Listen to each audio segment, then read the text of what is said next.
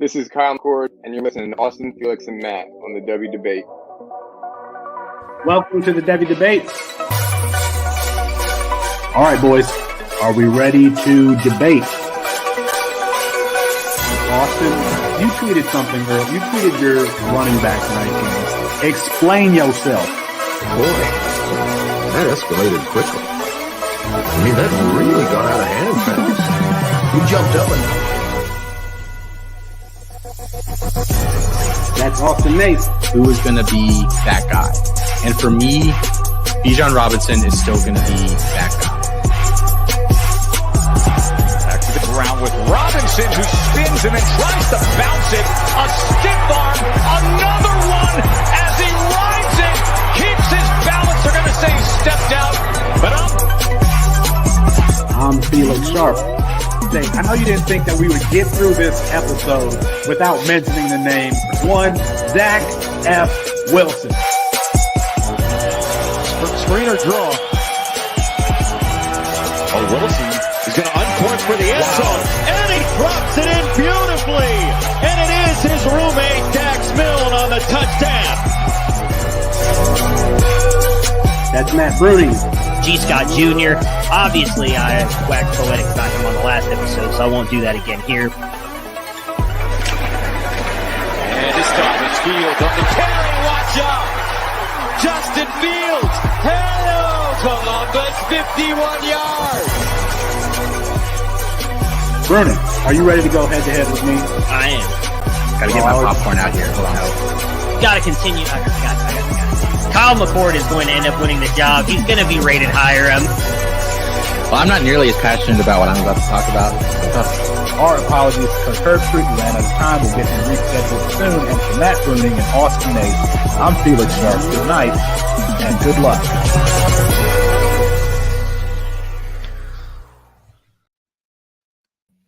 It's 9:30 Eastern time, the only time zone that matters. That means it's time for the W Debate, brought to you by CampusToCan.com. Austin Nace and Chris Moxley joining me on a, regular version of tonight's show. Is this the tipping point for Dante Moore? What should we make of Omarion Hampton's bell cow role? But we start with this. Now, if you've been watching this show for any length of time, and Chris and Austin, you know this about me. I hate victory lap. Not a victory lap. So I'm not going to do that tonight about Michael Penix Jr. Having the performance that he did against Oregon and now being the Heisman Trophy frontrunner. I'm not going to do that. I actually looked at the show sheet for the very first episode of this show, and I was talking about Michael Penix Jr. within the first 10 minutes. I'm not going to victory lap, but I am going to do a little segment I like to call reading. It's my favorite segment called reading. Some old tweets from some folks that I was viciously attacked by on Twitter talking about Michael Penix Jr. Here's the first one from February 12, 2022. This is why I think the Washington job is Heward's to lose.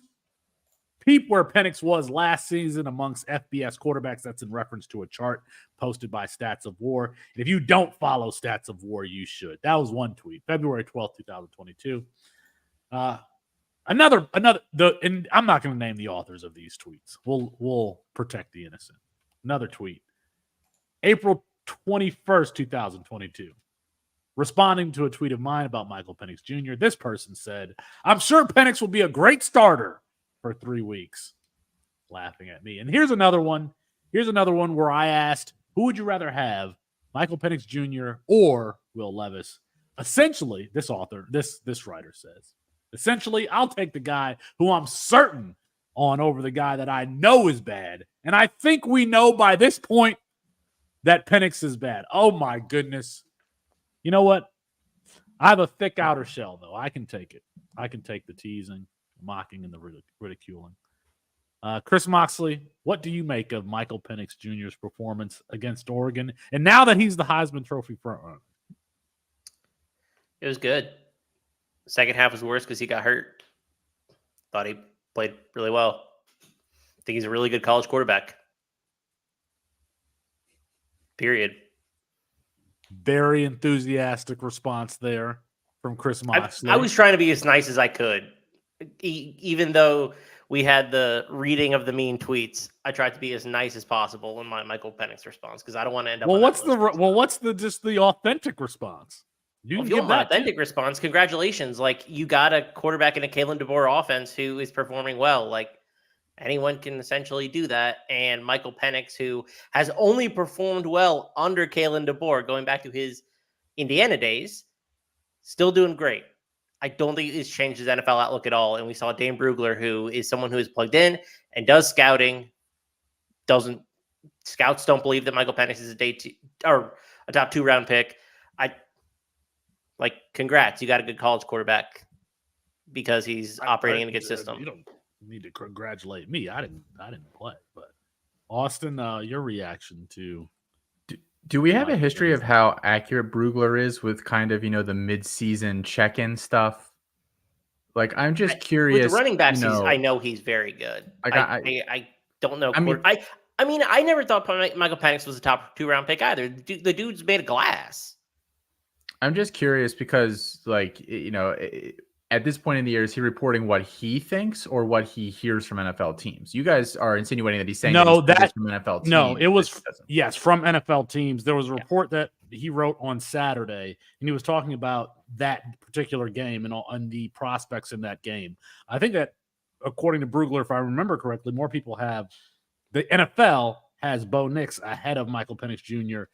And there was a quote in there in the article where he essentially said that the NFL does not have him as a top 2 round pick. Now, I don't know what what they were on Will Levis at this point, but I think that I'm wondering Levis and Wilson and some of the, what have been the mid, Malik Willis, kind of the guys that have risen a lot or fallen a lot. Right. I'm curious what, the consensus has been according to him. None of those guys we were not on the Malik Willis or Will Levis, but I will say this about Michael Penix Jr. You can say what you want about his medical history, but the things that he does are NFL throws. Those back shoulder throws where he throws it up to, to the corner to somebody's shoulder when a defender is turned. Those are NFL throws, and he does that elite very velocity. Elite velocity, which is something that is lacking on the majority of college quarterback tape. You don't see them make those crossfield throws, and Penix does it every single game. I did think the quote in the article was interesting where he said the receivers bail him out a lot more than people are maybe willing to admit. And I paid closer attention to that on Saturday, and I understand where that's coming from. Some are just misses where you can blame the quarterback or the receiver, and the receiver comes down with it. I need to go back and look a little bit more, but I understood that comment more when I turned on the game and watched Penix. But it was a great game. He's a Heisman front runner. He's having a fantastic season. You can't take that away from him. He needs to be better in the intermediate game, in breaking stuff. Not those passes need to be more accurate. And quite frankly, I think that they would be if he had time to work on his base mechanics. Again, I don't know for the umpteenth time talking about Michael Penix Jr.'s consistency. He's great on the stuff outside of the numbers. Between the hashes, I think that you gotta have some bread and butter in there. You can't just be we're just going to throw the ball outside of the numbers the whole time. We're just going to rely on back shoulder fades for the entirety of a game in the NFL. But when you have an elite trait or you can do something at an elite level, that buys you time and it could buy you draft capital to develop other skills. That's what I'll say about Michael Penix Jr., who when we started this show, you could have gotten in the 40th round of a Campus to Canton supplemental draft pick because nobody was believing in a left-hander from Indiana that he was any good. The big question is going to be what does he do without Kalen DeBoer, right? I think that's going to be the big question. He's only had success. The chart that I know that you mentioned in that tweet that you're referring to from Stats of War, it was total quarterback EPA, rush and pass from the 2021 season. This was Penix's last year at Indiana before he transferred to Washington. So it was at 2021. Penix, out of 130 quarterbacks that qualified for this list, was 125th, was down with guys like Jonah Johnson, Matt McDonald, Brady Olson, Brendan Lewis, Spencer Petras. The closest guy that I think we would point to and say he ended up being a good college quarterback would be Curtis Rourke, who was about 30 spots ahead of him on the list. So, I mean, that bad of a season without Kalen DeBoer, his good ones with him. I don't know that DeBoer runs what I would call like a pro style offense, quote unquote. It's not like gimmicky, like it's not Josh Heupel, but I wouldn't call it pro style. So I think that's going to be the big question for him. You know, can we separate him from Kalen DeBoer and what, you know, the kind of mind melt those two seem to have? Because I mean, we've seen other quarterbacks to have, you know, perform similarly from a statistical perspective, at least, and the NFL not really care about them coming from DeBoer. So I think it'll be interesting to see. What do you think the odds are that, like, you have to set odds as a book? What are the odds Michael Penix goes in the first 2 rounds of the NFL draft? Plus 250. I don't know. I'm not good with the odds making stuff. I was gonna say like plus 250, plus 300 is probably about right. I think you'd give. I think they'd be lower than that. But I'd personally make them longer. I think the reality of the situation, if I was making my own, it would be plus 500. I think that the books would have it at like plus 300 and expect people to bet it, because I think there's a contingent of people who think that he will go. But he kind of like Will Levis, except for Will Levis had Will Levis had this Captain America persona that I think that persona was better than his actual skill set. Here, I think that there's a possibility for an offensive coordinator or an owner to fall in love with Michael Penix Jr., his skill set and his game. And if the medicals check out, that's a big if. If the medicals check out, I could see him going between picks 20 and 32. I really could. Somebody will want to get that 5th year option for Michael Penix Jr. I think so. And I mean, it helps the fact that he has some elite skills, elite traits. That's something that Will Levis did not have. And we were consistent here saying that he was not going to go in the first round. I want to say this, though. I'm not going to fault a quarterback or a player because they had success with a particular play caller. I'm not going to fault any of Lincoln Riley's quarterbacks for saying, oh, they only had success with Lincoln Riley, or Steve Sarkisian's quarterbacks, or, you know, or even somebody like Brock Purdy with Kyle Shanahan. He's only playing well because he's playing with Kyle Shanahan. Well, it's tough. Sometimes people get in good situations and they play well in those situations. I mean, I'm not going to fault them for that. So I agree with that if we don't see them in another situation also. Because we saw the Michael Penix with Kalen DeBoer, and then we saw Michael Penix without Kalen DeBoer, and it was rough, like Austin just said. I think the crazier thing here is the Bo Nix over him stuff. I can't get anywhere. I can't get anywhere close to that. Bo Nix, when I watch him, we saw Sam Howell fall, and we've heard some rumors from behind the scenes about maybe some other potential like medical stuff that he wasn't necessarily willing to get fixed in the process. But what are the things that Sam Howell, like what's his big weakness? You know, as soon as the play doesn't go according to plan at all, what does Sam Howell do? Kind of panic? Bo Nix panics immediately. Bo Nix just poops his pants immediately. I'm shocked that NFL teams think that's. I don't think that's a fixable trait. I think that's something it's a player is always going to have. He's got, you know, he's got one of the lowest ADOTs amongst like Power 5 starting quarterbacks in all of college football. I wrote a whole article on this a couple weeks ago. Like, any of his underlying stuff is atrocious. I'm just shocked that teams are like, I would take Bo Nix round 1. That just blows my mind. I think he's like a 5th round quarterback. What's he do better than Matt Corral? What's he do better than Sam Howell? What's he do better than, I'm trying. That's the kind of bucket of quarterback he's in. Mitch Trubisky, I think, is a similar player. Like, this is not an NFL quality quarterback kind of player at all. There are 2 locked in the first round in this draft. It's Drake May and it's Caleb Williams. And we're going to talk about both of those players here later on. The audience for the tailgate on Saturday morning has been outstanding. We're trying to get to 2,000 subscribers before the end of the season. Go ahead and help us out there and help us with your home field purchases. Go to homefield.com. Use promo code. Is it Campus to Canton or C2C? It's Campus to Canton. Campus to Canton for 15% off. Go ahead and place a big order. Get your favorite colleges, North Carolina, Ohio State, Michigan, Penn State. Get your purchase there and use promo code Campus to Canton for 15% off. I feel like there was one other thing that I need to promote here for housekeeping. I can't remember what it is. Anyway, okay. The C2C Winning Edge package is available to all of our C2C subscribers who are in the Discord. That is, yes, the C2C Winning Edge with returning production, which made it easy to make Washington my call for the playoff, like a dark horse for the playoff, because they were 4th in the country in returning production, at least offensively. No, I think the total team production, they were 4th in the country.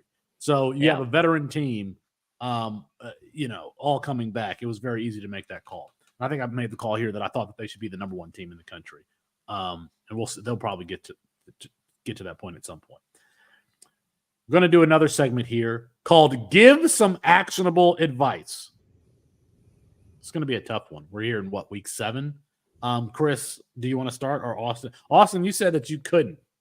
I don't know if when I text this suggestion to you guys, you said that you couldn't. I'm all platitudes. I'm all platitudes. No actionable advice over here. Mox, why don't you start? Does it have to be in-season advice, like related to this season, or can it be anything? Whatever. All right, I viewed it as an open-ended question. I've said this on a couple of different places this offseason and this season. I think people are holding on to players or the belief of what a player could be still for too long.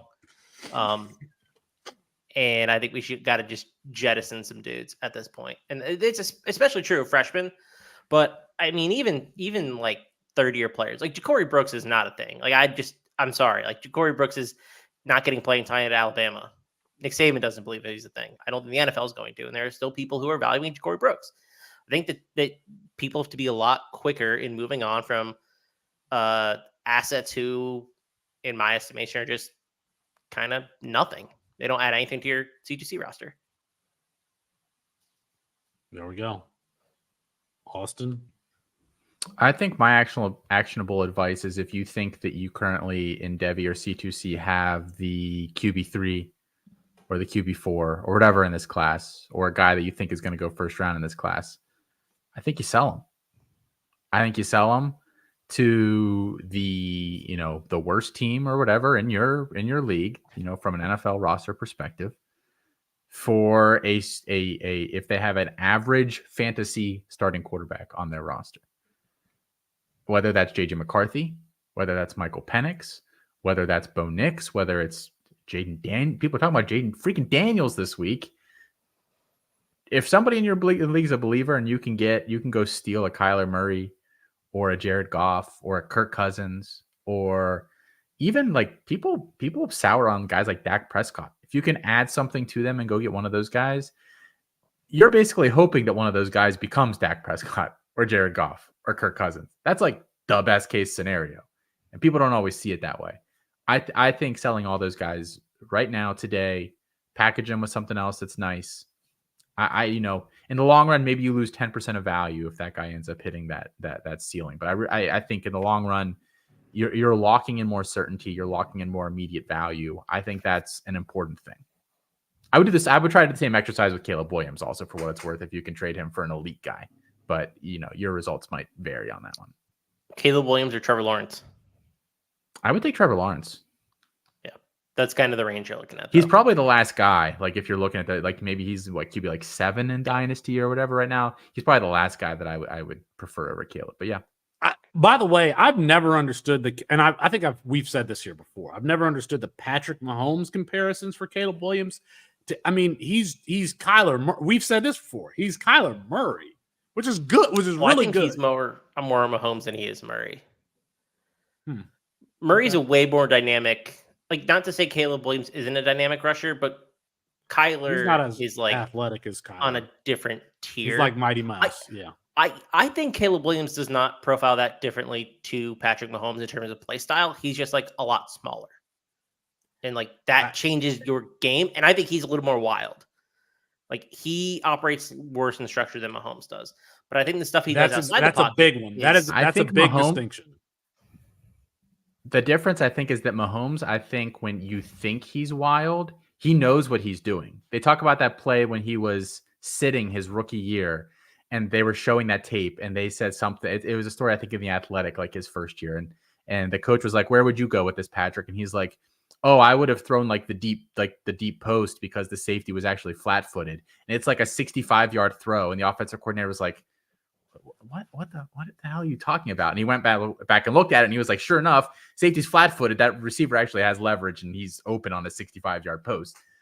And that's kind of what like Mahomes, when he's freestyling, is doing. Whereas I really feel like sometimes, and he can grow in this area, but I think Caleb Williams is kind of guessing sometimes, because we saw him get caught a couple times this weekend where I think he was guessing where his guy was going to be and where the defender was, and he didn't know.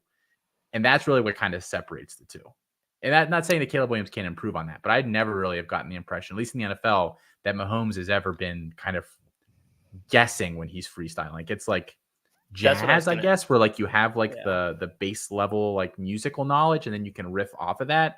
And I think Caleb Williams is missing some of that. Well, that's what I was going to ask. I mean, was Patrick Mahomes, and I really was not evaluating players at the time, in coming out of Texas Tech, was Patrick Mahomes refined in the way he is now? Of course, he was not, but like, to what level was he versus where Caleb Williams is now? Because I think Caleb Williams can certainly improve on that. It's just like comparing him to possibly the greatest quarterback of all time as we sit here is quite a tall ask for him. I guess we might as well have this conversation right now, because we are going to talk about, we were planning on talking about Caleb Williams later on, is the dynamic ability that we see from him to avoid pressure and all that in the backfield. I question whether or not he's going to be able to do the same thing to the same extent in the NFL, because if you all remember correctly, Bryce Young was like the same way. And we don't really see Bryce Young running away from defensive ends the same way he did at Alabama. Like, these guys, you can have a defensive tackle be just as fast as you. And I don't know that Caleb Williams is as twitchy or explosive from an athleticism perspective as Bryce Young.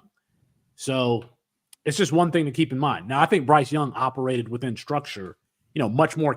All I'll say is consistently. I don't know if he did it better. He did it more consistently than Caleb Williams. So that is a concern. All of that being said, there's nothing that anybody's going to say, or there's nothing anything that Caleb Williams is going to do between now and when the first pick is called in the NFL draft that would lead me to believe that someone else should be the first pick, either in the NFL draft or in dynasty rookie drafts as you're playing that format.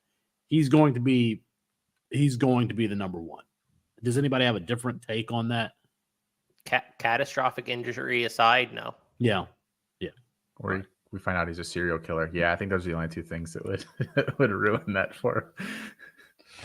Like a known serial killer, or like he could hide it and the team discovers it and buries it. That would be such a fun thing. Like, you know what I mean? Like that. Like, what is an NFL team? How does an NFL team figure it out that no one else knows? What if Tom Brady, during the middle of his Patriots run, was found to be a serial killer? Would the Patriots have told on him? Yes or no? No. They felt like they could keep it. The Patriots? No.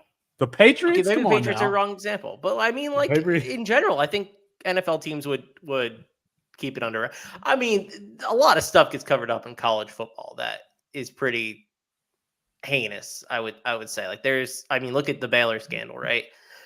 But I mean, I'm just saying. I'm just asking questions. I got two pieces of actionable advice. And I laughed when Chris gave his, because I feel like mine is kind of the opposite, but not really the opposite. Chris was saying don't hold on to players who haven't performed. I would say if you are making trades right now, I would get a throw in for some of these quarterbacks who we expect to enter the transfer portal. Devin Brown, Ty Simpson, Malik Murphy, those types of guys.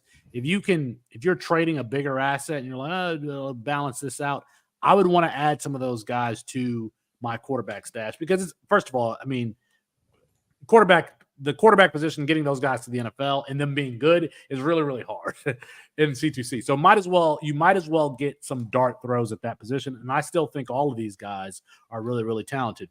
Taylor Green is another one. I think that he's going to enter the transfer portal after this year. Now, he's probably just a CFF asset, but But those types of guys who maybe they're at the school for a year or two and we're not seeing them. They didn't get to start, like Devin Brown hasn't gotten the starting job. Malik Murphy, I think, is going to enter the transfer portal because I think Quinn Ewers is coming back. So guys like that I would add to trades to balance them out. And then here's the other piece. There are some players that I do not think should be on the waiver wire. Now, I know that there are limited waivers, but to the extent you have some claims left, a couple of these guys should not be on the waiver wire. Brady Cook at Missouri, Kevin Concepcion at NC State, Eric Singleton at Georgia Tech, Arlis Boardingham at Florida. Arlis Boardingham, I think when we get to next year, he's going to be a top 5 tight end for all of us. I think so. So if you have claims left, those are some guys that I would try to roster. Austin, any reaction to that or some guys that you would add to that list that you think? I saw a little twinge, so I'm just trying to see if there's anything you there. said Arlis Boardingham, top 5 tight end. I'm not sure I can quite get there, but Jaheim Bell, kind of a comp for him. I mean, we'll have to figure out bigger who his than quarterback's Jaheim going to be.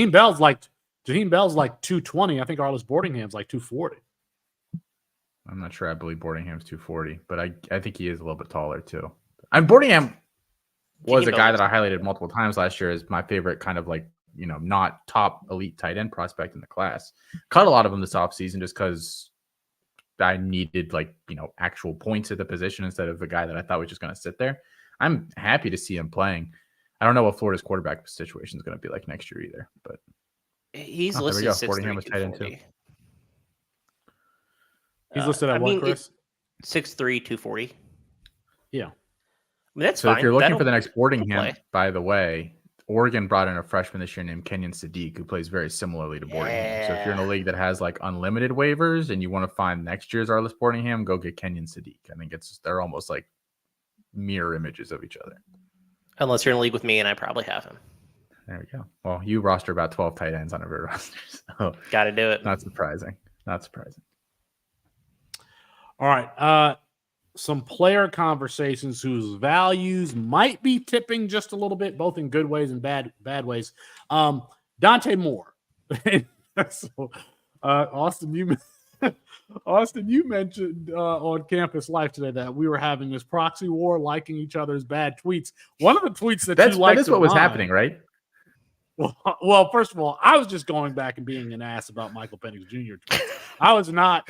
I was not just generally liking bad tweets of yours. I was going specifically to Michael Penix Jr. tweets. But one of the tweets of mine that you liked was something I said earlier this year, that Dante Moore should have been the number 1 pick in all freshman drafts. Yeah. You disagree with? Did you like that tweet because you disagree with it now? Yeah, I've always disagreed with it. He wasn't my QB1. Okay. All right. Well, so I don't have the stats in front of me. He threw 1 touchdown, 3 interceptions against Oregon State this week or last week. Chris, do you think that there's any reason to be concerned? I was concerned at first because I thought Colin Schlee, who completed a pass in this game, he got like a play or two. I was concerned that is Chip Kelly thinking about making a switch here? I don't know. Are you concerned at all about Dante Moore? Yeah, I'm concerned about Dante Moore. This dude's throwing a pick 6 in 3 straight games. He just looks not super confident. I actually thought he played better than his stats indicated in the was that the Utah game or Washington State game that I'm thinking of? Or the Washington State game? Washington I State thought he was better than before. his stats in that one. Yeah. So yeah, maybe it was Washington State game. But I mean he's struggled at times this year. Is he currently the best quarterback on that roster? Are we sure? Yes. Just like, I don't know. Yes. He just doesn't look confident enough, and he's making some questionable decisions. And like, he had 3 first-half picks this week. I don't know. I haven't been as impressed as I thought I would be. 0 second half. That's a 300% improvement. Yes, of course. He got half benched. Well, no, he didn't get benched, but they were rotating quarterbacks for a minute or two. Are you concerned, Austin, about the number of interceptions? Yeah, he has 10 touchdowns, 7 interceptions on the season. Are you concerned? Not really. I mean, not every freshman is going to be, Trevor Lawrence, essentially, who stepped in and led, a national championship contending team from pretty much day one. But I do think why I went back and liked that tweet is because I think it highlighted for me why I just don't, especially for freshmen, tend to take too many like large scale takeaways until the end of the season where we have the full set of games. There are a handful of guys this year that like I have made big changes on. Tyler Brown at Clemson, for instance, because I wasn't even like really like I had a report on him that was super short. I didn't really care for him at all. So he's a guy that I've come around on. There's been, one or two others, and obviously guys like, Dickey, who I just, isn't playing at all. Like I've kind of dropped some of those guys, but my opinion on Dante Moore, I still think he's probably my second favorite quarterback in the class. Still really, really liked him. I'm not that worried about the interceptions. I'd rather get him out of the way as a freshman and learn. But I do think really the thing that's going to be really interesting for him is that I think his lack of willingness to be mobile is a bit of an issue for him at this stage until he, gets more reps and kind of figures out the pocket passing thing a little bit more. He has the athleticism to, I don't expect him to run for 100 yards every week. He's not Zion Chris, he's not one of, but he is athletic enough to pick up 30 to 50 yards on the ground every week if he wanted to. And I bet Chip Kelly would freaking love for him to do it, but he's not willing to. He gets kind of rooted to his spot at times. He does not navigate the pocket amazingly well at this point in time. And I think that's where a lot of the issues are coming from. That interception, that pick 6 he threw against Washington State, he dropped back, and all he had to do was take 2 steps up in the pocket. Guy jumps up with his arms way outstretched over his head, flies right by you, and you can complete whatever pass you were looking for at that stage. Instead, he just stands there, doesn't move at all, panics, and just rips it into that guy's arms. Lucky catch, but I mean, it's a concern right now. We'll see if he figures it out or not. But that's why I'm giving him more time. But there are, he's not. I don't think he's a surefire guy. I don't think there really is a surefire quarterback at this juncture in this class. This is a guy who wants to get the ball out of his hands as soon as his back foot hits. And if those windows aren't there immediately, you have to be able to move a little bit more, or your offensive line has to be like so outstanding that you can just stand there. Kind of like, to be honest, Jared Goff right now is playing that way, and Michael Penix Jr. has all day to throw.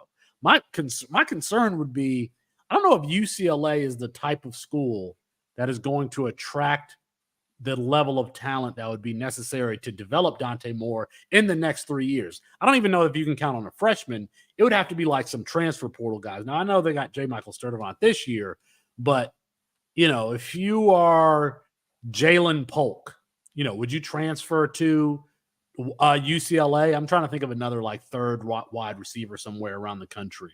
Would you transfer to UCLA? No. If you had the opportunity to transfer, you'd probably go to USC or Texas or, one of these schools that have a more prolific offense. Like, I don't know that UCLA is ever going to be a destination for high-level offensive line talent or high-level offensive skill position talent. So that's a little bit of a concern for me. That being said, I called Dante Moore. I called him a game manager in the freshman guide. I meant that in like a positive way. Like, I think he's a player that can elevate the talent around him, but he's going to have to, because I don't know that there's going to be a whole lot there. So I don't know. You hope he turns into like a CJ Stroud kind of guy, right? Yeah. Who's been fine in the NFL. He's been, he's been good. Pretty good. Yeah, I'm not sure that he's a guy that's like going to, lift a bad offense. I mean, he kind of is right now, but like, over the course of his career. And I think Dante Moore could be that same kind of player. Someone who is lifting their play here in their second year is Omarion Hampton, the player of the year in the state of North Carolina. What, in 2021? 2021. This was a murky backfield coming into the season because you had George Pettaway there. British Brooks was back, and Mac Brown couldn't help talk about British Brooks all the time and him being back. And then you had Omarion Hampton there. I'm like Caleb Hood. Is Caleb Hood still there at North Carolina? There was a lot of guys in this backfield. In the last couple of games, actually this entire season, he had 24 carries last week against Miami. Before that, 15, 18, 13. He had 26 against App State. He had 16 against South Carolina. I think I called him. I said he's going to be the Javonte Williams, but Javonte Williams split time with Michael Carter. Omarion Hampton is not splitting time. He is the guy. Now, we can talk about running back evaluations. I had liked him because that's the type of I like that type of profile. Like, speed is not a big deal for me at the running back position. It's just not. It's more like burst, acceleration, and I think that he's fine in those two categories for his size. Austin, has your evaluation on Omarion Hampton changed now that he's clearly Drake May's number one running back, and he's catching the ball too? Not a ton, because I still kind of feel like him and Audric Estime belong in the same bucket together, where I'm just not sure it's like a sustainable NFL skill set in terms of like owning a backfield for a long period of time. I mean, we've certainly seen worse running backs hold a backfield for a season. I think he definitely falls into that bucket of guy that can do that if he's asked to. I had to my guy him this year in the freaking Devy guide, and I don't even love the guy because our team freaking hated Omarion Hampton. I had to my guy him just to bump him up to like 50 or 45 or something like that. And that's the highest I could get him. I do think he was a little undervalued coming into the season. I wasn't buying him, so it's not like I was, even though I was higher than our group, I wasn't going out to get him. I think that's a pretty good range for him still. I think if you get him in the right situation, he owns a backfield for a year, 18 months, something like that in the NFL. But I don't think long-term I'd feel comfortable projecting that at this stage. I mean, for what it's worth, compared him to Audric Estime, Mel Kiper has Audric Estime as his number one running back. So, I mean, he has him as a first-round prospect, which is just like... Well, he has him as a first-round prospect. There's not going to be a first-round running back in it. I can't believe people get paid to do the Will Levis. Between Will Levis, you're telling me he has Audric Estime as a first-round prospect? Anyway, I disagree with you on the 1 year, 18 months thing for Audric Estime. I think that he could be the 1B, 1A of a committee for several years. He has the size. Because he doesn't rely on speed, like he could have a game that's well-rounded. I don't know what I'm trying to say here, but I do like 220-pound players who can move well for their size, who have some lateral agility, who just, if they broke away, they're probably going to get caught from behind. I don't care about that stuff. Myan Williams, Ramondre Stevenson, the Omarion Hampton. I can think of other guys. Like I like that profile of player because you got to coaches are conservative. There's still a little piece of, even in like the innovators, there's still a piece of them that wants to turn around and put it into a running back's hands 30 times a game. There's still a little piece of that in every single head coach in the NFL, every single play caller. And when you are that size of a player, you can handle volume. So I have Omarion Hampton in a lot of places. I'm keeping him. I'm glad I do. Chris Moxley, do you have any opinion on Omarion Hampton there? I'm kind of with Austin. I don't think he's anything like super special. I think you, as a running back, get a lot of benefit from playing with elite quarterback like Drake May. Like the way the defense plays you changes a lot. And I know Chip Lindsey wants to run the ball a little bit more than Phil Longo did in the past, but he's fine. He's good. I mean, he's good. He's a good player. But I don't know that I've changed my NFL evaluation of him. He only has 10 receptions on the season, but there are highlights from Omarion Hampton's high school tape where he is catching the ball like 50, 60 yards. Well, not 60 yards, like 50 yards down the field over his shoulder, stiff arming a guy and then running for a touchdown. It reminds me somewhat of Aaron Jones' college tape at UTEP. You saw that. You saw him kind of mossing players down the field, which is just weird to see from a running back out of the backfield. So if you have Omarion Hampton, I would definitely hold. Or, I mean, you might be able to. Are they better prospects than like A.J. Dillon was? I think he's a better prospect than A.J. Dillon. I do. I thought A.J. Dillon was just a straightforward guy. I don't think that either Myan Williams is. I don't think that Omarion Hampton is purely a north-south runner. Not like Javonte Williams. Javonte Williams has some wiggle to his game also. He's not just a hammer just going to run into the back of his lineman. He has some wiggle also. I think Javante's more athletic than Hampton is by I agree with you. a good amount. Agree with you, but I was comparing Javonte Williams to AJ Dillon in those differences. So fair enough. Yeah, we sadly don't have a burst or like an agility score for Omarion Hampton in our athletic database. I was just looking real quick to see. We have everything else for him, but we don't have. Same for Estime, sadly. But I don't think Estime's a good athlete either, but here nor there. We can stay on that same team and talk about Devontae Walker. We knew that this was there, but to have a game against Miami, which was, on a good day of college football, I mean, to have that type of performance, 6 receptions, 132 yards, 3 touchdowns. I always thought he was in the conversation to be a first-round pick at the wide receiver position. Christian Watson, has been my comp for him. He's going to Devontae Walker is going to do this at a higher level of competition. Austin, do you think that that's kind of his trajectory? I mean, obviously, if he keeps playing like this, that's obvious that he would have that potential outcome. But did you think beforehand, before this performance, that was within his range of outcomes? Yeah, second round, I think, is where we kind of thought the ceiling would be, at least like perception-wise from the NFL. And I do think it would be interesting to see him come out like last year, because it was such a small, from like a stature perspective, running back class or wide receiver class, and he's 6'2", 6'3", somewhere in there, 200 pounds, big size speed guy. And I think he's unfortunate because this year we kind of have a bunch of those guys, and I don't know that anyone's necessarily the size adjusted athlete that he is, but I think the NFL has already decided, wrong or not, they would probably prefer Marvin Harrison Jr. They probably decided they prefer Rome Odunze. They probably decided they already prefer Keon Coleman. I don't know how many 6'3" wide receivers are going to go in the first round. That's not really where the NFL has been headed. And you can say he can play a little smaller than that if he needs to. And I think that's probably true in terms of he can play like a 5'11", 195 guy at times, and then he can play like a 6'2", 6'3 guy at others. But I think second round is going to be his absolute ceiling this year. But I think a team's going to be very happy to get him there. It's just such a deep wide receiver class this year, which I don't know if we were necessarily saying. I think pretty much all of the, every class you get like a handful of coin flip guys that could go either way going into the year. And I think all the guys this year have landed on the good side of the coin. Like, do you think he could be a sub 4 guy? Because if he goes and runs a 4.3, there's going to be a lot of this is a good wide receiver class. If he goes and runs a 4.3, I think that he's gonna go in the first round. He's gonna go in the first round. I do. Could see it.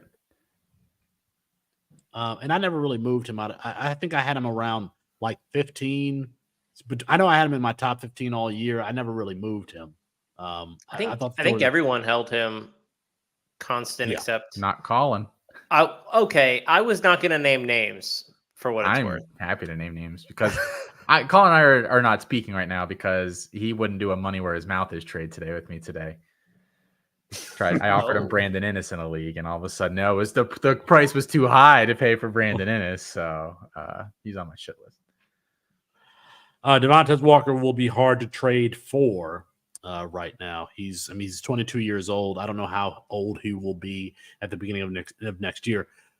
I thought there were two potential outcomes with him. One, he enters the NFL draft after not playing this year and is taken like on day 3 somewhere, or maybe an undrafted free agent, or he comes back and he's a super old prospect and like tears it up with Connor Harrell at the helm, and then enters the draft and probably lands in the same spot on day 3.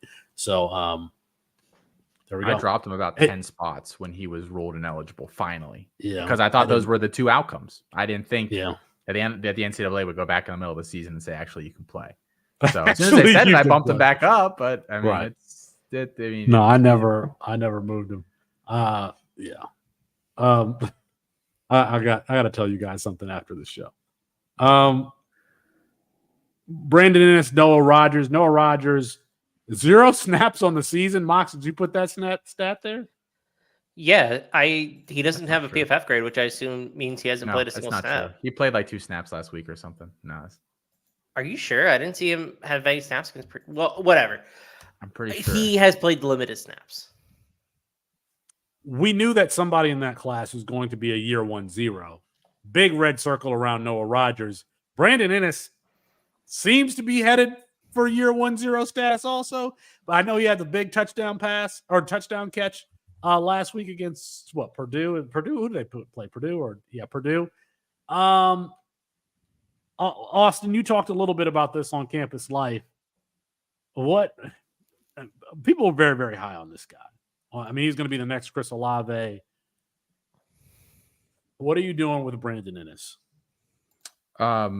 Real quick, Noah Rogers played 3 snaps this week, and he played 5 snaps in week 3 and 3 snaps week 1. So he's played 11 snaps total. So apologies to Noah Rogers for his 11 snaps.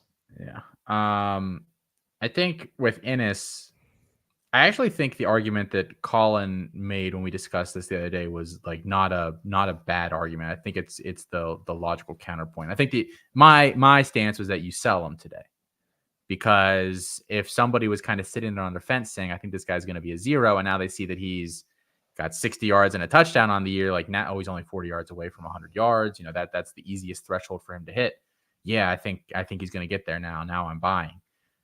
But I think the big problem is that he only played 6 snaps in this game. And I think that's actually the more telling item in this whole thing, is that, you know, it's not like he played 18 snaps. You know, if he had done that this week and gone out and caught a 60-yard bomb, I would have said, you know, odds are you get 3 more games of him playing 18 snaps this year. Yeah, he probably gets there. I don't think he gets there this year on the pace that he's currently at. I do think it's an interesting discussion because Ohio State after this year loses Marvin Harrison Jr. and Emeka Egbuka. The only returning guys with experience are going to be Julian Fleming. If he comes back, he might leave finally. Jaden Ballard and Carnell Tate, and who hasn't been playing a ton of snaps either. None of them can play the slot, so maybe Brandon Ennis plays the slot next year just by default because they don't have another guy. But I mean, I think it's just more likely that he's not as good as we thought he was. He's going to get pushed for playing time. It's a stacked room. They're always going to bring in guys next year. I think he's a sell right now. I think you can get basically your original buy-in on him essentially in value. You're not getting a first for him, and he was going late first or early second. Do you think he was you're going early that? second? I offered to sell him for a late second today. And, you know, is he a little fluffy? Is he just slightly? Does he appear fluffy to you? He does, which actually is really weird to me because he wasn't at all in high school.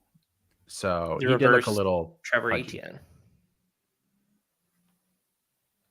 Since it was mentioned in the chat, Noah Green. Noah, mention the name of you and your podcast so I can mention it here.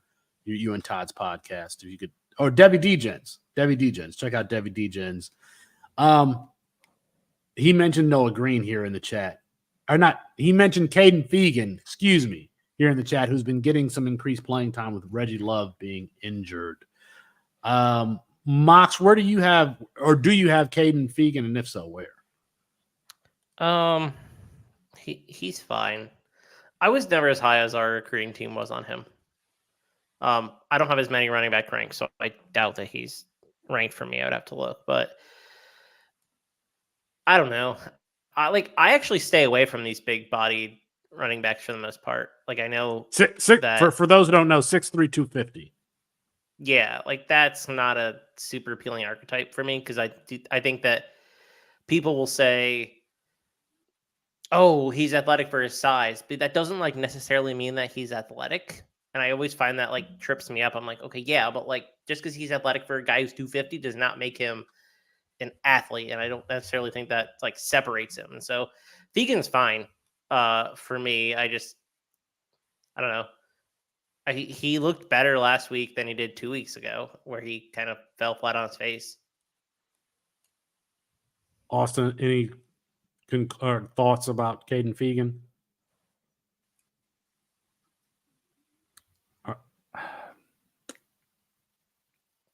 Did Austin freeze? Oh, am I back? Sorry, I don't know what happened there. I think you're good. I'm you're back. I think. Go ahead. Right. Yeah, I don't know. I haven't really moved Fegan at all. We had him tier 2 of our running backs in the guide. I think he needs to lose some weight. I don't think it's really sustainable to play at 250 in the NFL at running back anymore nowadays. But if he does that, I mean, he is a 97th percentile athlete or something. So, I mean, Derrick Henry is in his comps. And, I mean, but there aren't a lot of 6'3", 250 players to compare him to. So I was concerned about his physicality coming out of Illinois. So he played his senior season, he played quarterback. He played, all safety, corner on defense and all this. But he never, if you're 240 pounds in high school, I want to see kids being put in the hospital, really, when you run through them. And he never ran that way. So I was concerned about his physicality. I still kind of am. Like, when you're that big, I want defensive backs to be scared to tackle you. And he just didn't run that way. So, but he is in Brett Bielema's system. He's going to get a lot of volume. And look, he's playing well as a true freshman. So did McCray. Josh McCray played well as a freshman also. And we haven't really heard from him since. Now, he didn't have the athletic. Josh McCray obviously didn't have the athletic profile or the recruiting profile. Caden Began was a four-star athlete. So, was he really? He was on the fringe. Yeah. Oh, yeah. Wow. He was a four-star athlete. Today I learned. Let's see. One more here from Noah in the chat. He's asking us to compare Tez Walker and Keon Coleman. Keon Coleman's a year younger. It's a different style of player. 2 years younger? Yeah, I think he's at least 2 years younger. I think so. Well, I guess this is 2 years younger because this is Tez Walker's 5th year removed from high school. It's Keon Coleman's third. So yeah, I mean, they're different players. Keon Coleman doesn't have the deep speed that Tez Walker does. He's not a field stretcher. Now he can go jump over you, and then stiff arm you to the ground after he catches the ball. But they're really different players. They're different types of X's. I still think they're both X's. I don't think that Tez Walker Keon Coleman. I don't think that you're going to put him on like the flanker side of the field where you would have. I think of a flanker as somebody's going to stretch the field. I think Keon Coleman is going to stay on the X or might play big slot. I think Tez Walker can play all three wide receiver positions, so he has a little bit more versatility. Keon Coleman has more physicality to his game. Tez Walker has more speed to his game, more explosiveness. That's how I would compare them. I actually don't think they're very similar players. Yeah. Right. Really at all. Tez Walker wins with athleticism. Keon Coleman wins at the catch point. And Keon Coleman wins at the catch point probably better than any wide receiver in this class. And after the catch, with physicality after the catch. Physicality after the catch. Yeah, that's fair. I don't think Keon Coleman is like some great athlete. Like, I know he's a two-sport athlete, but I also I don't think that makes him a great athlete. I think he's good. Tez Walker is potentially a special athlete at his size. That's if Keon. I would not be surprised if Keon Coleman goes to the combine and runs like a 4.6 or something like that. I don't think that he's still going to be fine, or like 4.55, something like that, or a low 4.6. That would not surprise me at all. So, and it doesn't really matter for his archetype anyway. I mean, you're not looking at a speed guy as for Keon Coleman to succeed in the NFL. Like, he doesn't have to be fast. Right. I agree with that. All right. Anything else? I might be crazy, but I think Coleman's a possession receiver in the NFL. Like, just a straight up possession guy in the NFL. And that's I love possession receivers. That's kind of the guys that I seek out, but I think that's his role. Mike was talking last night. We were talking about, I think PFF has Coleman. He's like 5 for 17 on contested catches this year. And Mike said, is that concerning? And I said, well, not really, because I actually don't think he's a contested catch guy. I think Jordan Travis has kind of forced him into some of those situations because that's Jordan Travis's game. Like on that absurd catch that probably was counted as a contested catch this weekend where he went up with the one hand and it was an awful throw. He's wide open. If he just hits him like in the numbers, like it's like he's probably to the house. So like I don't think he's a real contested catch guy, and I think this offense has kind of turned him into one. But I do think, I think when he goes to, he won't go to the Senior Bowl. Crap. I guess he won't get another chance to. And I would like to see him at like one of those All-Star games. I think he would be the guy that just is toasting DBs all day. Do you think he's a high-end route runner or skill? Like those are his skills? Not it's really, just so hard to. Yeah. profile him if you don't think that he's going to be a contested catch guy, which I get. Like, I understand exactly where you're coming from because I saw the same throw and I was like, you probably should have just hit him. How about this for a comp? Everyone likes Brandon Marshall, and I don't hate that. He's a little more Brandon Lloyd to me than Brandon Marshall in terms of like he can make the absurd catch if you want to, and maybe he's never leading a wide receiver room because that's just not quite the level of skill set that he has. But I think he can be a really good, 1B or 2 in an offense. I don't know. I